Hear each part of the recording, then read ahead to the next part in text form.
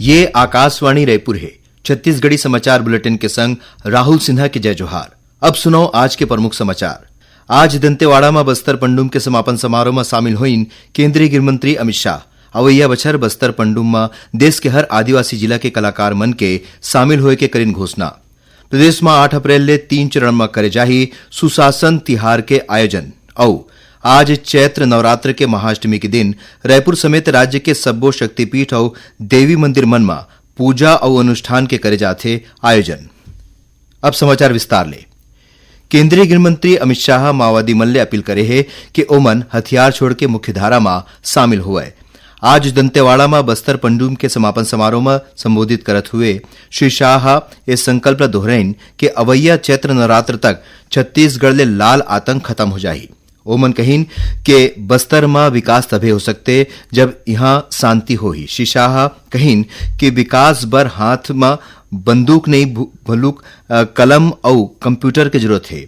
छत्तीसगढ़ के जनजाति कला और शिल्प ला संरक्षित और संवर्धित करे बर आयोजित करेगे बस्तर पंडुम के सराहना करत हुए केंद्रीय गृह मंत्री हा घोषणा करीन कि अवैया बछर बस्तर पंडुम में देश के हर आदिवासी जिला के कलाकार मन शामिल होही। एकर अलावा एसो जौन बस्तर पंडुम 7 जनजातीय विधा मन में आयोजित करेगे है ओला अवैया बछर 12 श्रेणी में आयोजित करे जाही।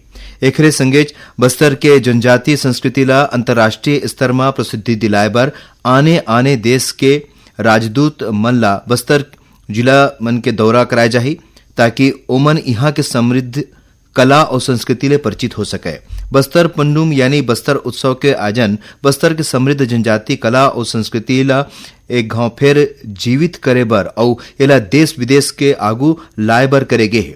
12 मार्च ले आज 5 अप्रैल तक चलैया ये आयोजन के बेरा ब्लॉक जिला और फिर संभाग स्तर में जनजातीय नृत्य गीत नाट्य वाद्ययंत्र वेशभूषा शिल्प चित्रकला पेय पदार्थ और व्यंजन के श्रेणी में प्रतिस्पर्धा आयोजित करेगी। ये बस्तर पंडुम में 1800 ले ज्यादा ग्राम पंचायत के लगभग 47,000 कलाकार मन हा भाग लीन है। समापन समारोह ला संबोधित करते हुए मुख्यमंत्री विष्णुदेव साय कहीन के बस्तर अब बदलत है और अबे बदलाव स्थायी होही। ओमन विश्वास जतईन के बस्तर के लोगन अब नक्सलवाद ले मुक्ति चाहत है और विकास के मुख्यधारा ले जुड़ के आगू बढ़ना चाहत है। बस्तर पंडुम और बस्तर ओलंपिक जैसन आयोजन ए जनभावना के प्रतीक है। श्री साय कहीन के प्रधानमंत्री और केंद्रीय गृह मंत्री हा मार्च 2026 तक पूरा देश ले नक्सलवाद ला खत्म करे के संकल्प ले है।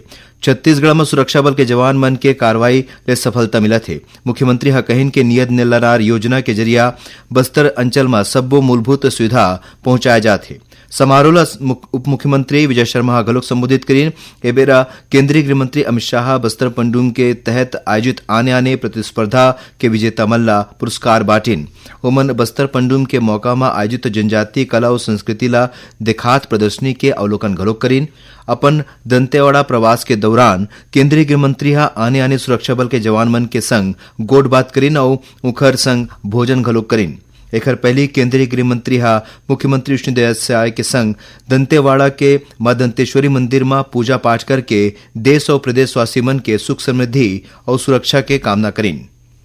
नारायणपुर जिला में आईडी की चपेट में आयले एक ग्रामीण के मौत हो गए है। उन्हें एक आने मन के घायल हो गए। मिले जानकारी के मुताबिक काना गांव निवासी ये दोनों ग्रामीण फूल झाड़ू बनाए बर झाड़ी लेबर जंगल में गिर ही दौरान जड्डा और मरकुट गांव के बीच आईडी विस्फोट हो गए और दोनों ग्रामीण एक चपेट में आ गए। ये घटना में घायल दोनों ग्रामीण मन के इलाज नारायणपुर के अस्पताल में चलत है। दंतेवाड़ा जिला के पालनार गांव के तीर आज एक 4 पहिया गाड़ी के अंते तंते होके पलटेले ओमा सवार 10 ले ज्यादा ग्रामीण मन घायल हो गिन है। ये सबो ग्रामीण मन बस्तर पंडुम कार्यक्रम में शामिल होए बर दंतेवाड़ा जात रहीन। घायल ग्रामीण मन ला इलाज बर दंतेवाड़ा के अस्पताल में भर्ती कराए गए है। छत्तीसगढ़ी समाचार बुलेटिन आप मन आकाशवाणी रायपुर ले सुनत हो। छत्तीसगढ़ के खबर ले है आपकी वास्ता और खबर के विश्वसनीयता ले है हमार वास्ता। आकाशवाणी समाचार रायपुर के प्रादेशिक समाचार बुलेटिन के संगे संग हमार समसामयिक कार्यक्रम आप रेडियो के संग अपन मोबाइल में घलो सुन सकत हो।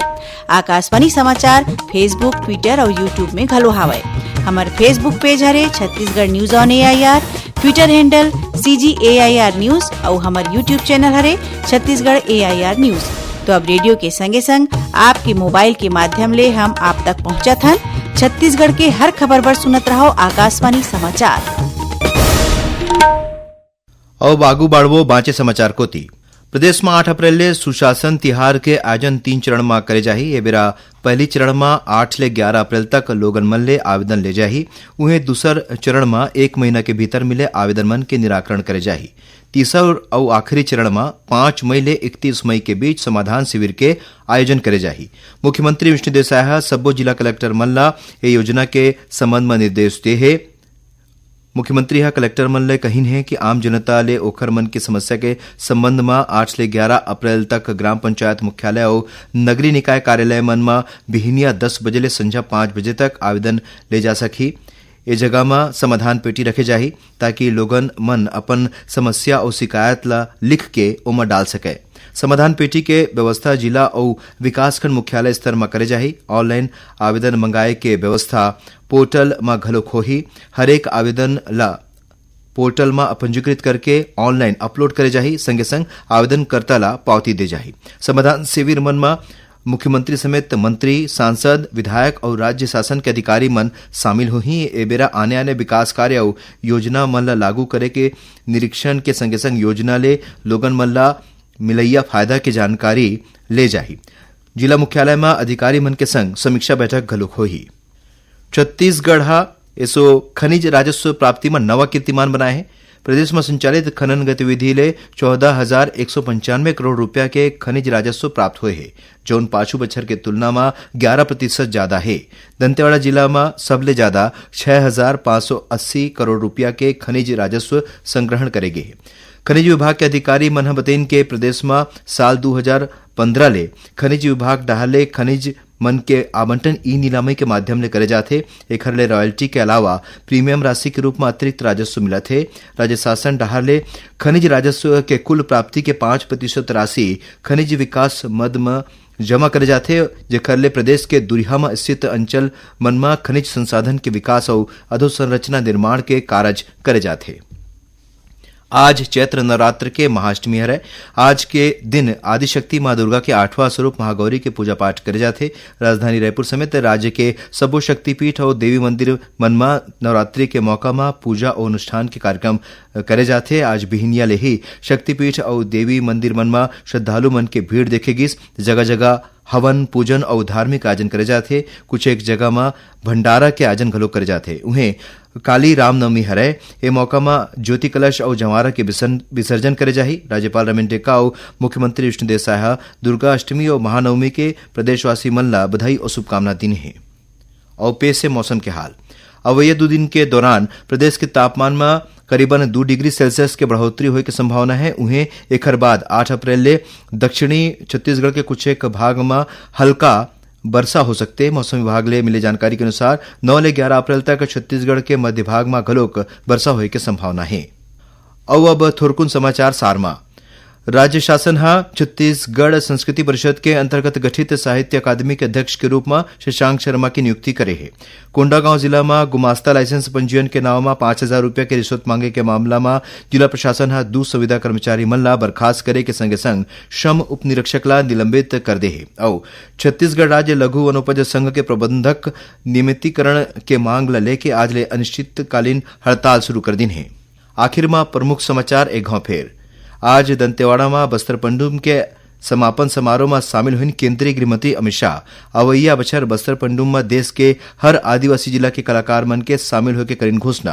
प्रदेश में 8 अप्रैल ले 3 चरण में करे जाही सुशासन तिहार के आयोजन। और आज चैत्र नवरात्र के महाअष्टमी के दिन रायपुर समेत राज्य के सबो शक्तिपीठ और देवी मंदिर मन में पूजा और अनुष्ठान के करे जाते आयोजन।